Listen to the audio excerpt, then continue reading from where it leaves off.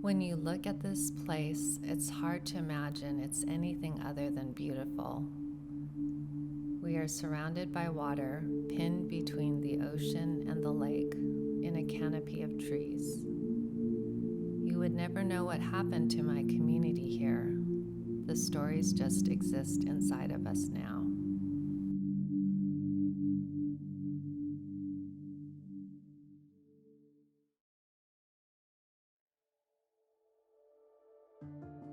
The Japanese American history in Bellevue is really interesting. It's actually one of my favorite places to talk about.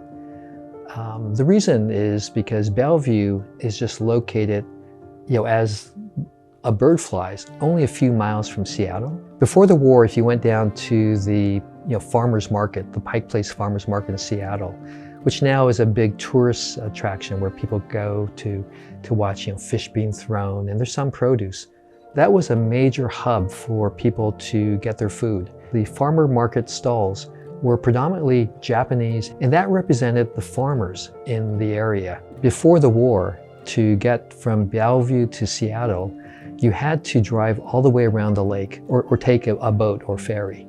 And so it wasn't very accessible, which meant that a lot of Japanese Americans lived here because many of them were farmers. And so although they could look across the lake at the bright lights of Seattle, they were actually very rural and remote. Bellevue early on was filled with old growth timber, really valuable. The loggers would come and they would just cut these trees down, bring them to the lake and float them, and they would be sent to lumber mills. But then what was left were all these just stumps all over Bellevue. And so the land wasn't very usable. And so when Japanese immigrants first came to Bellevue, what they were given were these very cheap 5-acre leases, 5 years. And that just gave them enough time to remove the stumps, oftentimes with dynamite or with horses, really hard work. It took them 1 to 2 years to do this. And then they'd have 3 years where they could farm. And so what was interesting is gradually the Japanese immigrants cleared all the land in Bellevue to make it very productive farmland. And by being just across the lake from Seattle, where there was a large population, they start becoming pretty prosperous, growing vegetables, fruits, especially strawberries. And so they started becoming more and more prominent, to the point where many white business people actually felt threatened by the Japanese. In the 1920s, the state of Washington passed what were called the Alien Land Laws. And these were laws targeted towards the Japanese to prevent Japanese from owning land. And so this was 20 years before World War II. And so this really put the brakes in terms of what Japanese could do in terms of farming and owning land. And so it made it much more difficult. But the Japanese sort of got around it because they had children who were born in the United States, who we call the Nisei generation. And technically they were US citizens, so they could own land. And so the Japanese kept growing in Bellevue. And I think that concerned people in Bellevue in terms of what are we going to do? And they called this the Japanese problem. And then to really accelerate things, in 1941, just a few months before World War II started, they put a bridge between Seattle and Bellevue. And now all of a sudden, instead of having to drive like an hour around the lake to get to Seattle, it was now a 10 to 15 minute drive between Bellevue and downtown Seattle. And so all of a sudden this land became really, really desirable by many people. I grew up in Bellevue. I'm the daughter of 2 immigrants who came here with big dreams and could afford to live in Bellevue. It was like an edge city to Seattle. And I just remember it being this really quiet and beautiful place. We lived in a neighborhood called Forest Hills, where you just see trees all around. And I remember going to the Strawberry Festival and going blueberry picking every summer. Bellevue has changed a lot, and it's developed a lot, just in terms of the way that things are zoned and permitted, and just the overall look and feel of the landscape. There's all these skyscrapers that weren't there when I was a kid. There's all these kind of fancy stores that weren't there when I was a kid. And it's just a very tech-forward kind of place in terms of the talent that's being attracted there to really kind of foster a 21st century city, as they describe it. It's practically unrecognizable from what it was when my grandparents immigrated here and when my dad was growing up. I also was concerned because when I was growing up in Bellevue, there really wasn't local or Washington state history that really described or explained much of the history that was really relevant to me and my family and my community. And I thought that when you have only a partial picture or history of a community, you don't have a full sense of the richness of the whole community. And so I knew that my dad and other relatives and friends and community members had a lot of good stories to tell. And I thought, well, it would be a great thing to capture this. 26 years ago, when we first started capturing the stories, Bellevue was actually one of the first communities we focused on. And we interviewed about a dozen Japanese Americans from Bellevue, many of them coming from the Japanese American farm families that were here before the war, and some of them returning after the war. My dad was really warm and enthusiastic and encouraging people and saying, yeah, this is a good idea. We should bring these stories together for our children and our next generations and our grandchildren. What I recognized because of technology, just having left Microsoft, that there was so many other possibilities that we could record these interviews, have them in digital files, and use the internet so that everyone in the world could have access to them. We can share that with the animators and create like a living version of him through the artwork. That's really cool because I can really see you've captured, I think, the essence of Tosha's face. I think his eyes, his beard, and his mouth. Mm-hmm.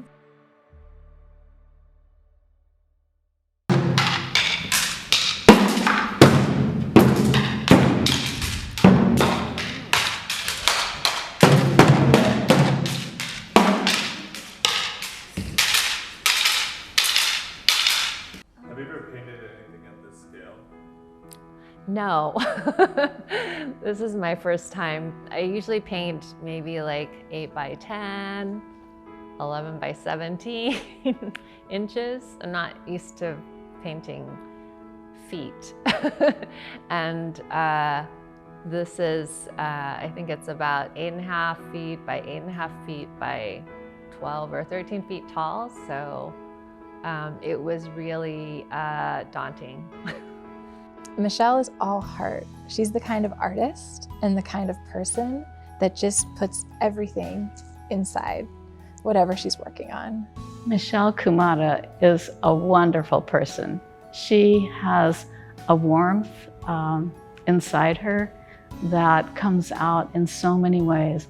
Michelle Kumata is the kind of artist who really bakes a lot of love and care in all of the details of her artwork. One of my favorite things, I think back on the 2 weeks that we had when she was painting and other artists were painting in the building, and Michelle would just show up with these plates of cookies that she had baked. The thing that you have to know about Michelle Kumata is she doesn't have to say much to be the most powerful person in the room. Because she's an artist and a creator, a creative person. One of the ways her warmth and her creativity comes out is in her visual art. It's a vision of her own making, but it's also a vision so continuously informed by the people that she surrounds herself with, and that she engages in what I have witnessed to be as true collaboration. I think her work says a lot about who she is and where she came from. In high school, I went from going to a very diverse public junior high to a very not diverse, small private school. You know, in junior high, it was really comfortable for me because I was around people that looked like me, and we had the same kind of economic background and cultural backgrounds.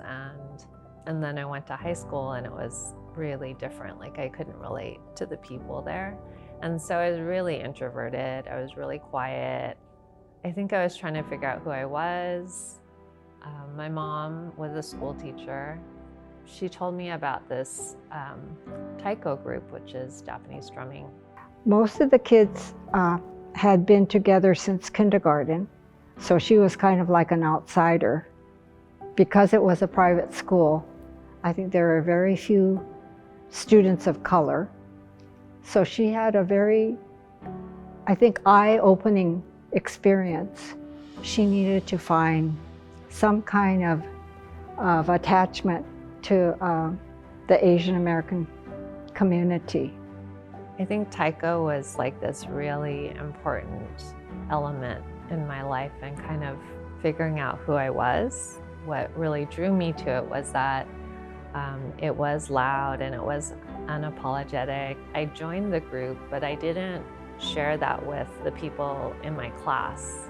We had a big performance that they had at the end of our senior year, and I asked if our group could perform. It's like ear-shattering, very loud, great big drums. This group was usually about between 5 and 10 people. People are on the stage and they're playing the drums, and they might be like dancing and moving around, and it's kind of like a call and response where people are yelling to each other and trying to give this energy. Well, sometimes people in the audience will yell too because they're excited. So it's this really infectious performance and art. I think people were, not only the faculty, but other students were just shocked, because I'm sure, you know, in school she was this quiet kind of person. And then she was up there banging those drums, and I'm sure they just were just taken aback by the whole experience. So we were playing, and you know, I think we're in the gym, and it was just reverberating. All the sound was reverberating in the room, and people's eyes were really big. And we performed, and then afterwards, a few people ran up to me and said, "Oh my God, we didn't know you had that in you." It was like a really good feeling, you know, to feel kind of like accepted, and then also that I could share something about my culture that was maybe different and unexpected. I think that experience was the turning point for her to be aware of and include Asian American influences in her art. And so I felt like a lot of the people in the group were my mentors, and there were a lot of people who are artists or musicians or writers, people that were involved in the Japanese American and Asian American community. That's how I got involved with the International Examiner, which is a local Asian American newspaper. Working for the International Examiner was really influential for me as a teenager to learn about the history and the issues that affected our community.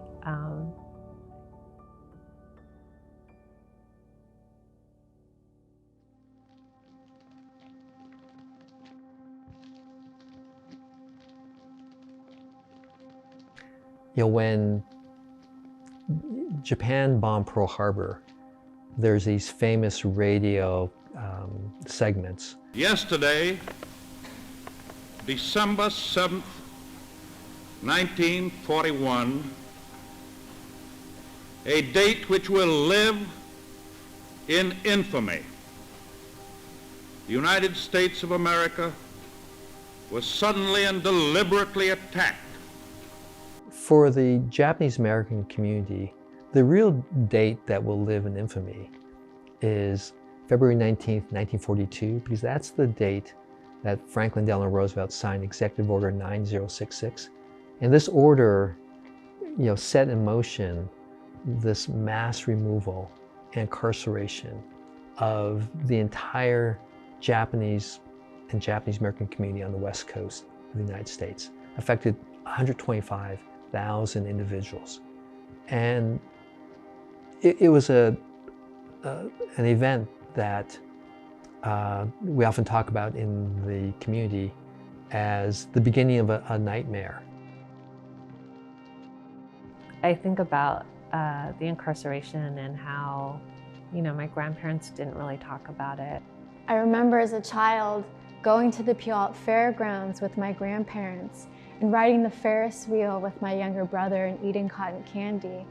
And I didn't realize at the time that that was the very same place that my family had been taken to and incarcerated in, that they had been living in the horse stalls at the fairgrounds, and that place had been called Camp Harmony. It was a cruel way to make something so ugly sound sweet. I know that among Japanese Americans, there's a lot of people who have internalized all of these issues and these experiences, and that even though, my parents were born in camp, they don't have any memories.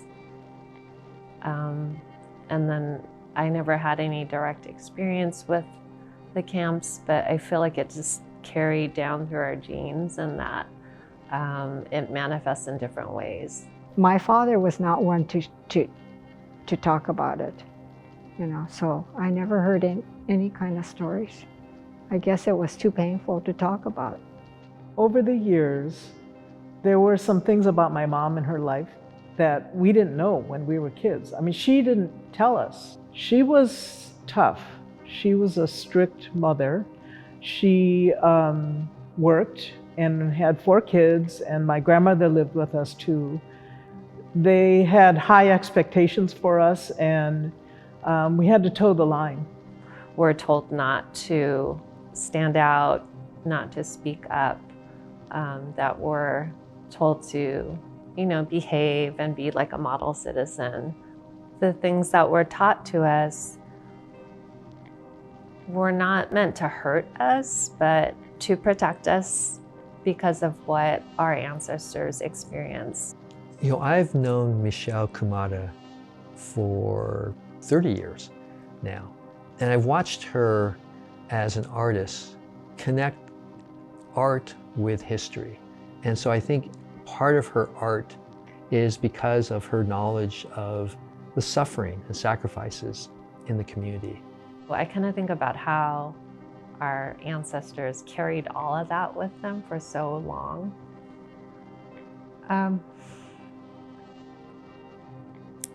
And I know that it's got to affect us in some way, and that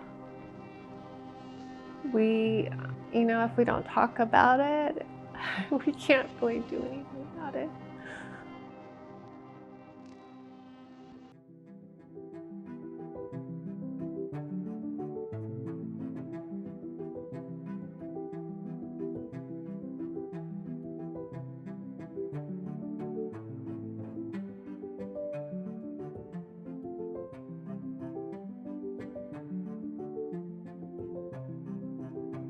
It's been a huge challenge, but it's definitely been really amazing for me to grow as an artist over the past few months. I feel so much more confident about my work. I feel like more confident about my identity. I feel more pride in being Japanese American, so. After a person or a community has been through a trauma, I think the way that we heal is through care. History lessons are wonderful and can be very effective. And at the same time, I believe that in some ways, arts and creative efforts can reach people at a much deeper level. We're only able to really create this work with AR Spark and augmented reality because of all of the storytelling that our parents and our grandparents did. And so it's truly an intergenerational storytelling project.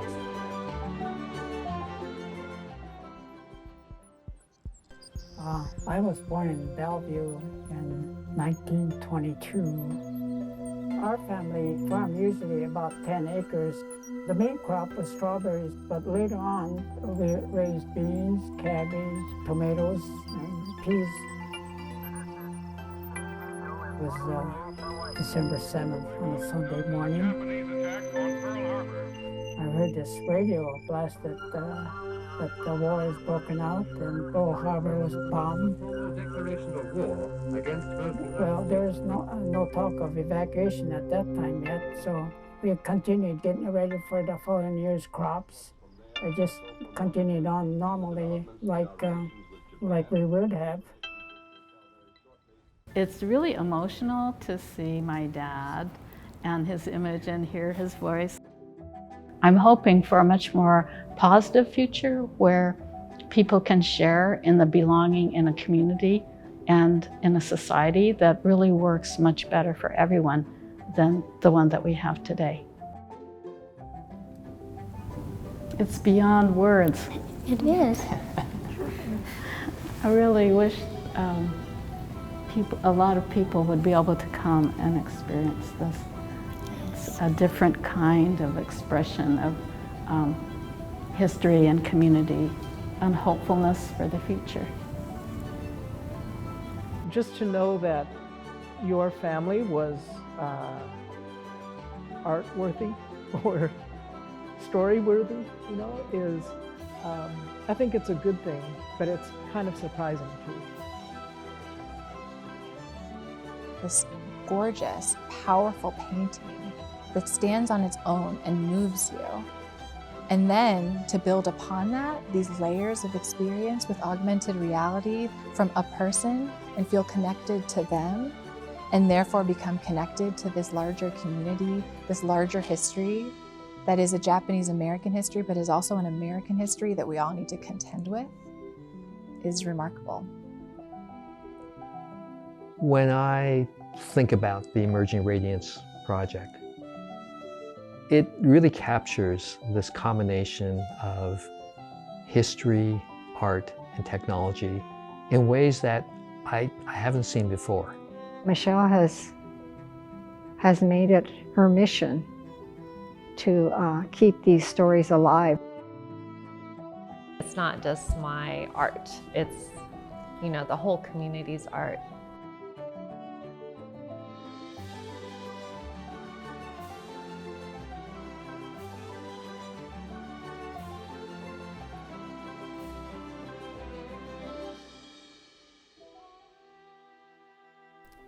Someday, I too am going to become an ancestor, but people in the future are going to know our story and know we were here.